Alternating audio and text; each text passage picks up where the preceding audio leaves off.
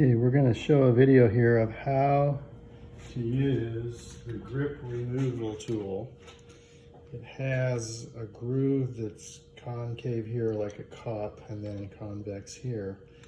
We're going to make sure this concave part goes against the shaft so we can drop fluid in. The fluid, of course, is going to come out of a bottle with a nice tip to pour it in easily. And it's grip solvent. This is assuming you're using solvent-based tape, not the water-based. So the first thing is, I want to just get it started in here.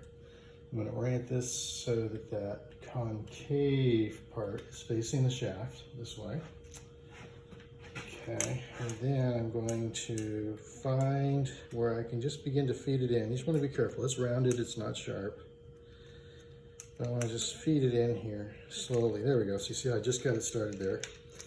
And I'm going to not move it in very far, maybe a ½ inch at the most, just to get it to where I can then open up a zone where I can add fluid. I have a cloth here to catch grip solvent.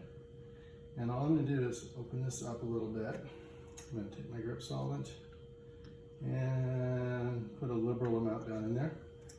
Time is your friend here, don't try to go too fast.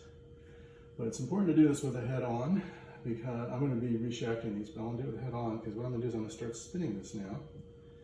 It starts to spin real easy. In fact, one of the things that may happen is this may go down real fast. You don't want that to happen. Take your time to go around. And when you get no more than halfway down, push this out, open up a space, put more solvent in. The solvent's going to mix with the adhesive on the tape, and it won't be a flood of material. It's going to bind to that tape. If it feels real easy and you're not hearing any sticky sounds, that's good. You can see I'm more than halfway through. I'm going to keep adding more. And give it time. And go around by spinning.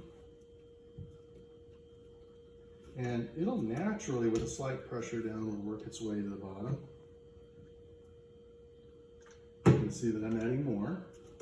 In all, that's not a lot of grip solvent. I've done 10 clubs here, and I've hardly used any of this. You see how easy it gets as it gets near the bottom. And you think at that point I'm done, but I feel a little bit of resistance. I'm going to add some more solvent there. And I think that's about it. I think that's all I'm going to need. And that's going to keep spinning. There it goes. It feels real easy now. Once I feel that, I'm going to start to pull while I push this down. One issue is it could go through the hole in the bottom. I really don't want that because that makes it harder to do.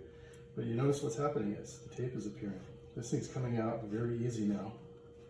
If I hit a spot where it's tough, I'll just put more solvent in. But I can tell this one's almost done.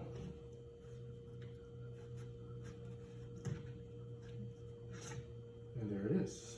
And the bulb will sit down here for the reshafting later. Now when I pull this out, you can see the mess that's on it. I'll wipe it off with a paper towel. That'll be discarded. And I'm going to do one more thing. I got the concave part going like so. I'm going to use it like a spoon to go all the way in and spin this and kind of pushing pressure to spin and get all the rest of that junk. And wipe it off. And I've done all these grips in a very short period of time with that technique. Fantastically easy. And again, remember the concave part goes towards the shaft so it has a groove. And spin, don't pull.